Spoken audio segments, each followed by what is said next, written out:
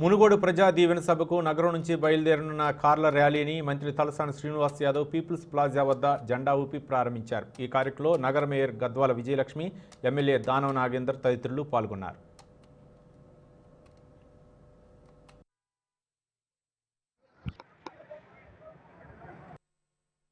మీకు దళిత బంధు కావచ్చు, రైతు బంధు కావచ్చు, రైతు బీమా కావచ్చు, పెన్షన్లు 36 లక్షల పెన్షన్లు ఇస్తే ఈ 15th ఆగస్టు వజ్రోత్సవాలు జరుగుతున్నటువంటి శుభతరుణంలో ఇంకా 10 లక్షల మందికి మరి పెన్షన్లు ఇచ్చే కార్యక్రమం జరుగుతుంది।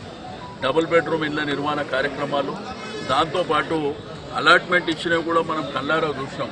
కొంతమందికి ఏంటంటే కళ్ళు కనిపించవు, ఎక్కడ డబుల్ బెడ్రూమ్ ఉన్నదని చెప్పి మాట్లాడుతాం। మరి ఆ ప్రోగ్రాంలలో వాళ్ళు కూడా బాధ్యతగా పాల్గొంటున్నారు, మళ్ళీ మాట్లాడుతున్నారు।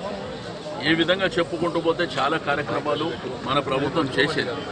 కేంద్ర ప్రభుత్వం ఏం చేసిందో చెప్పాలి, కాంగ్రెస్ పార్టీ ఏం చేసిందో కూడా చెప్పవలసినటువంటి అవసరం ఉన్నది। బాధ్యత లేకుండా ఇష్టానుసారం మాట్లాడితే మరి తప్పకుండా ప్రజలు తగిన బుద్ధి చెప్తారని చెప్పి నేను అభివృద్ధి కోసమే రాజీనామా చేశాను కోమటిరెడ్డి రాజగోపాల్ రెడ్డి। నేనేమంటున్నా, 2014 తెలంగాణ రాష్ట్రం సిద్ధించక ముందు, సిద్ధించిన తర్వాత మరి ఎక్కడైనా చర్చ పెట్టుకోవడానికి సిద్ధంగా ఉన్నాం।